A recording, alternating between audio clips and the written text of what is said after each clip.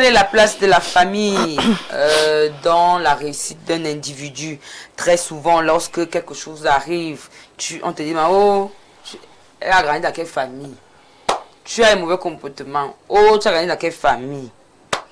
Ta vie ne donne pas. Oh, c'est la famille. Alors aujourd'hui, je me suis demandé si vous pouvez donner aux astuces, quelques astuces aux familles, comment aider leurs enfants, leurs frères, leurs cousins, bref, pour que vous ne cassez plus les oreilles des gens. Je connais d'ailleurs des personnes qui estiment que la famille c'est tout. Tout pour eux, personne ne passe avant la famille, au point où tu aimes une fille, mais c'est la famille qui décide. Donc si la famille a autant d'impact dans la vie des êtres humains, comment elle peut donc participer à la réussite d'un individu? C'est la question qu'on se pose. Vanessa, tous ceux qui ne travaillent pas là, la famille doit faire quoi? La rate à chop que je suis. La famille doit faire quoi? Parce que beaucoup de personnes travaillent, ouais. Ils accusent le gouvernement, ils accusent Lopez d'être seulement star, ils sont là seuls, elle n'aide pas les fans. Oh, ils accusent Vanessa de faire. Donc vraiment, ils ont des familles, non? Qu'est-ce que la famille doit donc faire pour aider les gens? Disons que la famille, c'est la première cellule de socialisation d'un individu. Donc, j'ai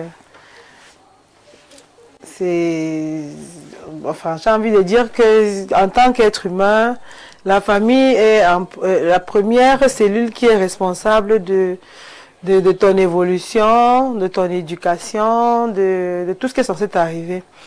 Alors, il est important, ou alors on va constater qu'un enfant qui naît dans une famille éclatée, où il n'y a que du désordre, où il n'y a pas de bénédictions, où tout est noir, cet enfant-là aura quand même moins de chances de s'en sortir, ou alors de réussir qu'un enfant qui naît dans une famille où on arrive, on trouve que le papa est déjà milliardaire, l'oncle est ministre, bref, généralement, selon le type de famille dans lequel on est, on a quand même des chances de s'en sortir plus facilement. C'est un bonus, quoi. S'en sortir plus facilement ou pas. Donc, il est déjà... il est important que les familles savent que la réussite des enfants ou alors des membres de la dite famille repose en grande partie entre leurs mains. Alors, si on arrive peut-être chez moi, Vanessa, je suis peut-être la seule qui émerge, je suis la seule qui travaille, je suis la seule qui peut ramener des sous. Ce n'est pas l'avantage de la famille. Et entre-temps, vous êtes 11 enfants. Toi, tu es la seule qui essaye. C'est lourd pour une seule personne, c'est compliqué, c'est difficile. Donc, c'est toujours mieux qu'on essaye de voir comment tout le monde peut émerger, tout le monde peut réussir, tout le monde peut être bien positionné pour qu'ensemble on puisse... la famille puisse être encore plus forte, plus puissante et plus grande. Donc, pour ma part, il faut se faire souder. Il faut être soudé en famille. Il faut mettre tous les moyens en jeu pour que tout le monde puisse avoir quand même quelque chose. Tout le monde puisse être à l'aise, tout le monde puisse réussir sa vie. Et ça passe par l'éducation, d'abord. Dès lors qu'on a des enfants, on commence déjà à bien les éduquer, à les encadrer. Ensuite, on envoie à l'école. On envoie à l'école, pourquoi? Parce qu'on a espoir que l'enfant soit instruit, que l'enfant puisse réussir, que l'enfant devienne grand, travaille, devienne riche et puisse aider tout le reste. Donc moi, la solidarité. La solidarité. La solidarité. Alors, les gestes de solidarité, Karine, les gestes de solidarité justement en famille, c'est que tu ramènes une fille comme moi et on te dit vraiment, on ne veut pas les filles qui parlent à la télé. Moi. Les jeunes filles, écoute, elle a la longue bouche là, on ne veut pas. Ils laissent. Ils ramènent une fille là, vraiment, on ne veut pas les serveuses. Vraiment, avec toutes les femmes qui existent ici, on veut pas une serveuse. Ils ramènent une enseignante, vraiment les femmes qui sont allées à leur professeur. Donc en fait, en gros, sa famille a un mot à dire sur les copines et il se retrouve à avoir 36, 40 ans, il n'est pas marié. À ce moment-là, qu'est-ce qu'on doit dire? La famille agit par amour, non?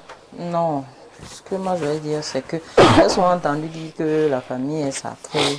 Voilà, les thèmes comme ça. Merci, tu me rappelles vraiment. Mais moi, avec le recul et ce que j'observe, la famille n'est pas si sacrée. Malheureusement, il y a des familles toxiques Tu viens de prendre un exemple, un monsieur qui ramène sa copine et la sœur qui n'est pas d'accord et le frère qui n'est pas d'accord, les parents, ça monte, ça descend, ça va dans tous les sens.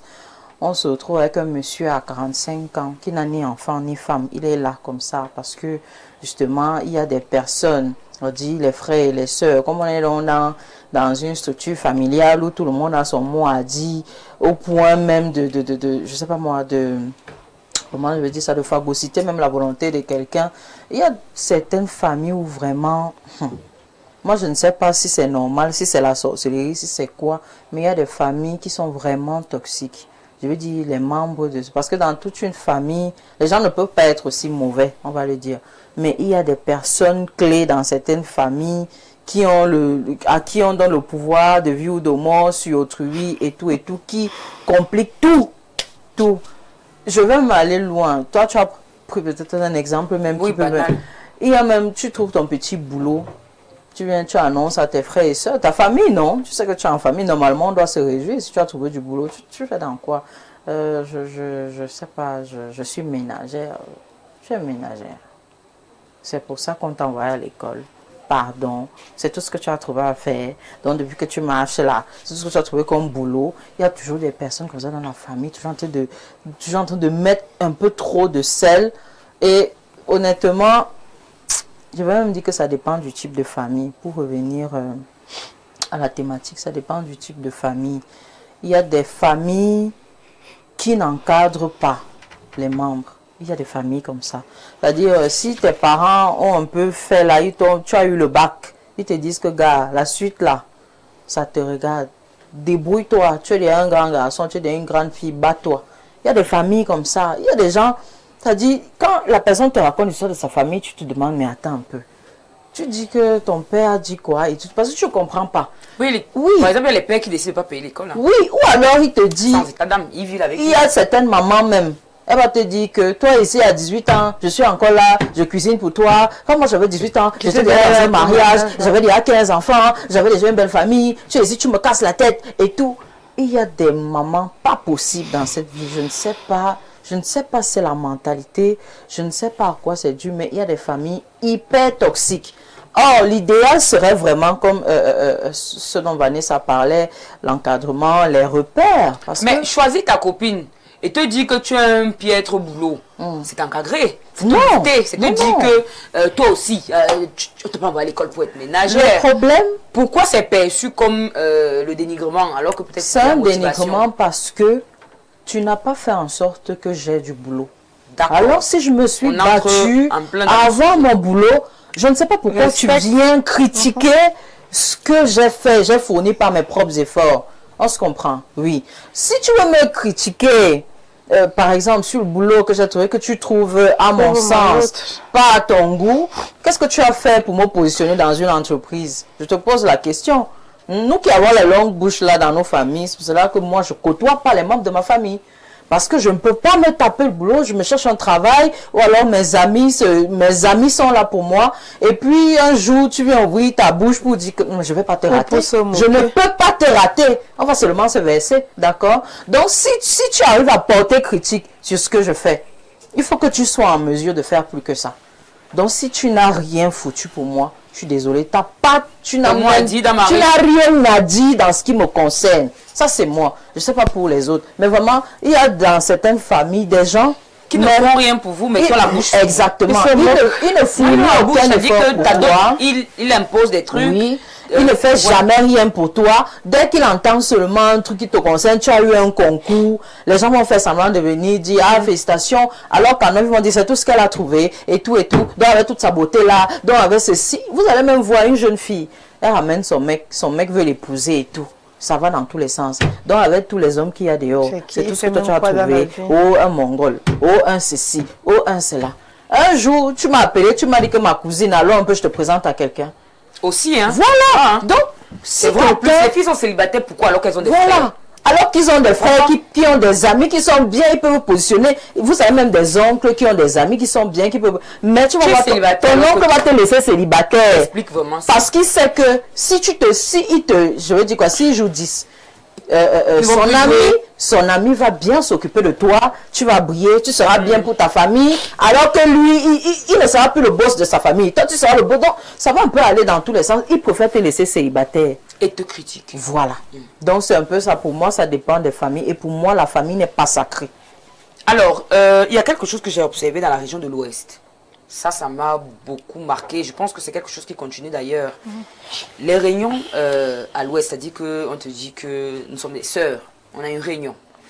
Dans ces réunions, lorsque Vanessa a son enfant qui doit avoir le bac, on met tout de l'argent et on donne à l'enfant ce qu'il veut. On soulève un enfant. On met le business sur pied. Oui. Si c'est le voyage pour aller au Canada, c'est pour ça qu'ils Tout sont le monde d'ailleurs. cotise, oui. C'est pour ça qu'ils sont d'ailleurs beaucoup à l'étranger. La les personnes de solidarité. l'Ouest. Il y a c'est même pas la solidarité, il y a cet investissement. Il y a cet investissement, parce que ça ne veut pas dire qu'on ne va pas ramasser. Je sais. Parce que quand vous n'aurez pas d'enfant, vous allez aussi tout... Attends-tu. Mais c'est une tontine utile. Oui. Ça, c'est quelque chose que j'ai vu à l'Ouest. Et vous voyez que là-bas, ils sont beaucoup dans l'entrepreneuriat. Ils réussissent beaucoup. Et ils réussissent beaucoup. Ça, c'est un modèle que moi, j'aime, que j'apprécie. Pourquoi les autres familles ne le font pas, Willy? Depuis que vous parlez, vous avez mis le fang sorcellerie où? Vous pensez qu'il n'y a pas de la sorcellerie à l'Ouest, mais Non, n'empêche que les gars réussissent. non. Là-bas, ils ont, si je peux appeler ça sorcellerie utile. Non, n'empêche qu'il y a la Mais sorcellerie. c'est ça que je dis. Donc, la sorcellerie dans la pauvreté. C'est ça que je dis, c'est utile. Mais chez nous, nous sommes d'abord méchants parce qu'on ne veut pas voir, moi, la sœur de ailleurs, Vanessa, on va dire ailleurs. je parce ne qu'il y a veux d'autres pas ailleurs, voir l'enfant voilà, de Vanessa réussir. Pourquoi son enfant? Pourquoi pas le mon mien? enfant? Si par exemple, je viens avec un gars, Vanessa voit, oh, c'est mon goût, elle va tout faire Ah, pour ouais, que sa mon fille. gars. Non, comme mon gars oublie même qu'il m'a rencontré un jour. Même pas qu'envoie la fille. La rache. Donc, la famille. Connu ça.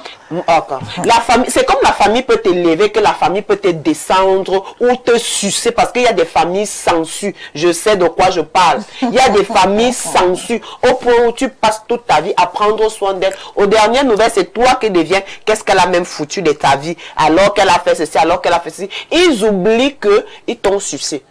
Il y a des familles, tu restes là. Tu travailles, comme Karine disait là, tu n'as même pas regardé si je suis allée au Koumouen 1, si je connais même la route qui mène au village, l'école au bosquet là, rien. Mais dès que tu entends que, je ne sais pas, comme c'est depuis un temps, on voit que Mbo passe à la télé, Seigneur, ça appuie sur moi, j'ai tout l'argent d'Info TV. Le père, pardon, envoie seulement parce qu'on va bientôt me qu'il a. C'est grave.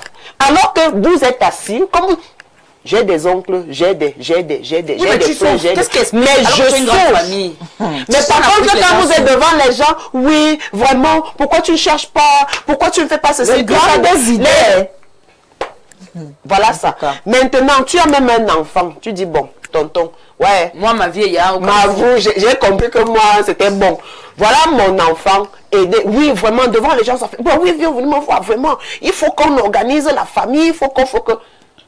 Dès que tu vas partir, il y a même d'autres qui vont jusqu'à faire des propositions indécentes à leur nièce, à leur neveu. Ça arrive dans les familles.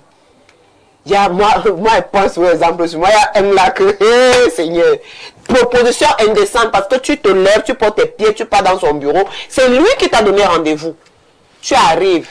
1 heure, 2 heures, 3 heures, 4 heures, 5 heures, c'est vers 20 heures. Ah, Yuli, on ne va aller. Entre dans le bureau, d'accord. Non, tu sais qu'on commence à te parler. Tu demandes que la transition s'est faite à quel niveau que mon oncle me parle comme s'il parlait à une petite. Tu es bonne, maman. Non, honnêtement. Donc, pour moi, de mon expérience avec la famille, je n'ai rien de bon à dire. Parce que ma famille n'a rien foutu pour moi. Mais moi, j'ai tout donné pour elle. Donc là, votre sujet là, la famille dans la réussite de quelqu'un, ça ne me concerne pas. Donc je n'ai rien à dire. D'accord. Marilyn, l'Africain est celui-là qui se revendique bantou. L'Africain se revendique comme quelqu'un de famille. D'ailleurs, il y a les lois du Cameroun qui sont basées sur la famille. Quand on va te dire que le divorce n'est pas africain, le fait que tu as seulement 2 enfants, on estime que tu n'as pas d'enfants, oui. C'est pas africain. En fait, le socle de l'Afrique, c'est sur la famille.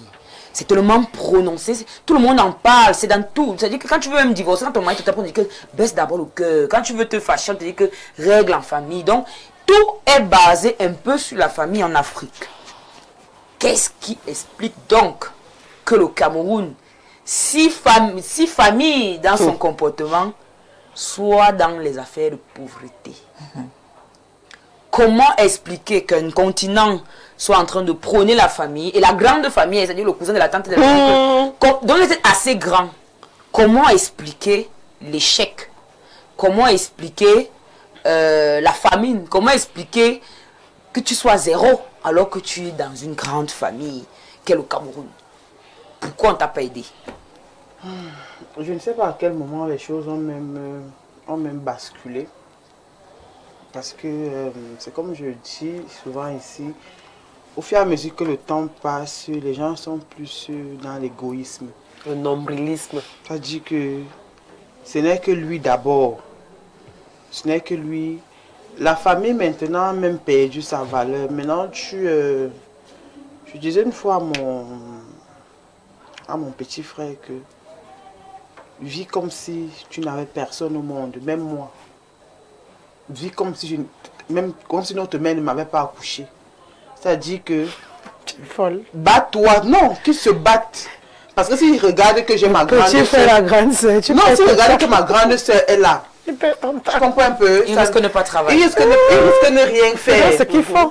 Ils risquent de ne rien faire parce que si tu regardes que ma grande sœur, ma grande fait ceci, tu perds ton temps parce que moi, personnellement, je n'ai pas regardé qui est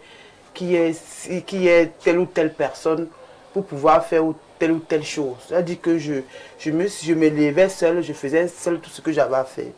Donc, aujourd'hui, on se rend compte que on ne parle vraiment plus de famille parce que je ne sais pas comment expliquer ça. Il y a beaucoup de sorcellerie. Vous allez voir les problèmes, les gens ont perdu l'amour du prochain. En Afrique, oui, en Afrique, on commence d'abord par là. C'est un concept que vous n'arrivez pas à... On commence par là, les gens ont perdu l'amour du prochain. Regardez d'abord tout ce qui se passe autour de nous. C'est-à-dire, un père ripe un enfant de sang-froid. C'est-à-dire que il n'a même pas pitié. Un oncle, il ripe sa propre nièce de sang-froid. Une mère vend ses propres enfants. Donc vous comprenez que le problème est assez grave. Le problème n'est même pas notre... C'est même inexplicable. On a l'impression que... Quand j'avais 15 ans, j'étais chez ton grand-père. C'est comme si on dit même déjà l'enfer, même sur terre. Au Cameroun. Au Cameroun. Parce que tout ce qui se passe autour de nous, on a perdu l'amour du prochain. On a perdu la crainte de Dieu. C'est-à-dire que les gens ne croient même plus en Dieu. C'est comme si on croyait même aux animaux.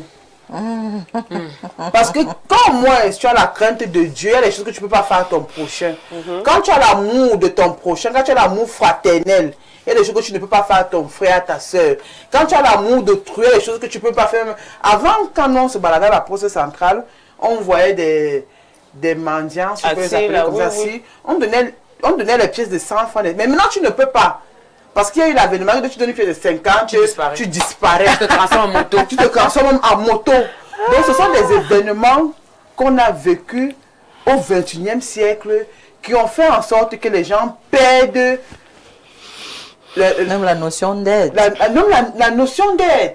C'est-à-dire que les gens préfèrent parfois se limiter à mon enfant et moi, ou bien mon parent et moi. Malheureusement, les gens ne l'agissent plus. Mais moi, je remercie quand même... oui, pour terminer. Je remercie, oui, pour terminer, parce que tout n'est pas quand même mauvais. Moi, quand même, de ma famille, elle n'est pas parfaite.